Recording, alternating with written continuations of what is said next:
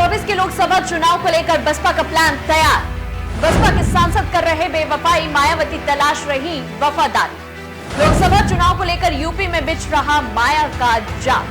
मध्य प्रदेश, राजस्थान और छत्तीसगढ़ में king maker बनने की उम्मीद पर पानी फेरने के बाद बसपा प्रमुख मायावती अब मिशन 2024 की सियासी बिसात बिछाने में जुट गई।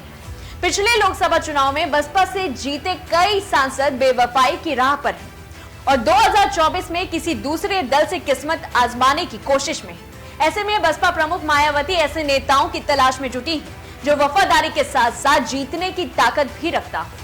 इसी के मद्देनजर दूसरे दलों में गए नेताओं की घर वापसी कराकर उन्हें आगामी लोकसभा चुनाव में दांव खेलने की स्ट्रेटेजी शुरू की। आपको बताते चले कि 2019 के लोकसभा चुनाव में बसपा सपा आरएलडी के साथ मिलकर लड़ी थी।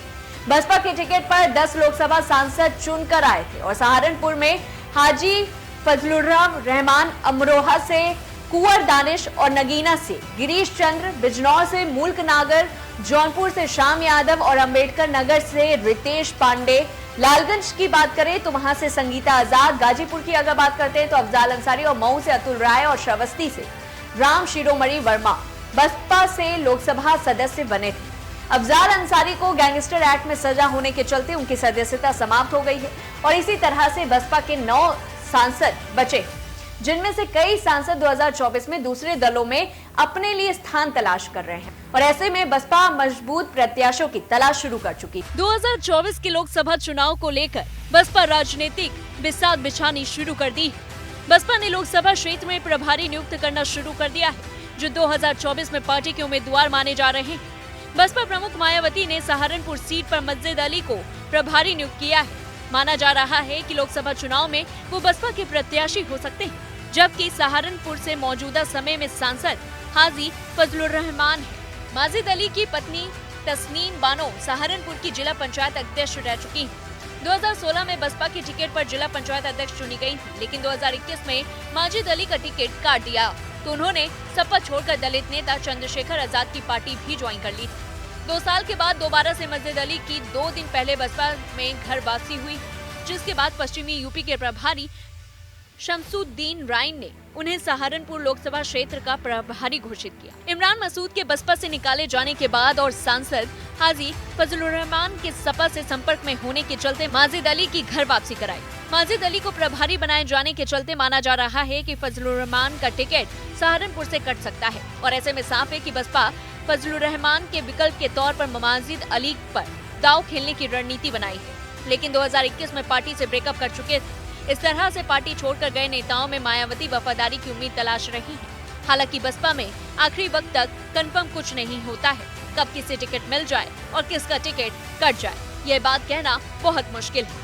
हाजी फजलुर रहमान ही नहीं बल्कि बसपा के कई और भी सांसद 2024 के लोकसभा चुनाव में नया सियासी ठिकाना तलाश में है, क्योंकि मायावती के अकेले चुनाव लड़ने के फैसले पर उन्हें जीत की उम्मीद कम दिख रही है। बिजनौर की सांसद मलूक नगर बीजेपी की तारीफ कर चुके हैं और गठबंधन करने की बात खुलकर कही है। ऐसे ही अंबेडकर नगर से सांसद रितेश पांडे सपा प्रमुख अखिलेश यादव से मुलाकात कर चुके हैं और उनके पिता सपा से विधायक हैं। अमरोहा से सांसद कुंवर दानिश अली ने पटना जाकर जेडीयू नेता नीतीश कुमार से मुलाकात की थी। इतना ही नहीं, कांग्रेस नेताओं के साथ भी लगातार संपर्क में है। मऊ से अतुल राय के भी बीजेपी से संबंध होने की चर्चा सामने आ रही है। जौनपुर से बसपा सांसद श्याम सिंह यादव ने राहुल गांधी की भारत जोड़ो यात्रा में शिरकत की थी। इसके अलावा उन्होंने केंद्रीय गृह मंत्री अमित शाह से लेकर नितिन गडकरी की प्रशंसा तक कर चुके हैं और सीएम योगी आदित्यनाथ से मुलाकात भी की थी। बीजेपी नेताओं के साथ साथ सपा के साथ भी अपनी नजदीकियां बढ़ाने में जुटे हैं। गाजीपुर से सांसद रहे अफजाल अंसारी का परिवार सपा में शामिल हो चुके हैं। एक भतीजा सपा से जबकि दूसरा भतीजा राजभर की पार्टी से विधायक बने।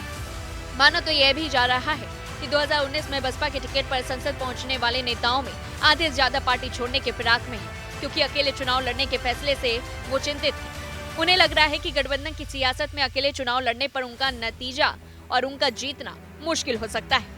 यही वजह है कि बसपा के सांसद बेवफाई की राह पर कदम बढ़ा रहे हैं और इस तरह से अफजाल अंसारी 2024 का खुद नहीं लड़ सकते, जिसकी वजह से बसपा मौजूद प्रत्याशी की तलाश में।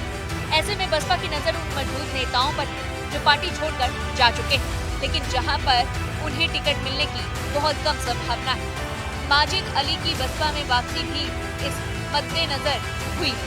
बसपा नेतृत्व को 5 राज्यों के चुनाव में मिली हार के बाद सियासी विकल्प तलाशना शुरू कर दिया है और इसीलिए बसपा ने प्रभारियों का ऐलान करना शुरू कर दिया है।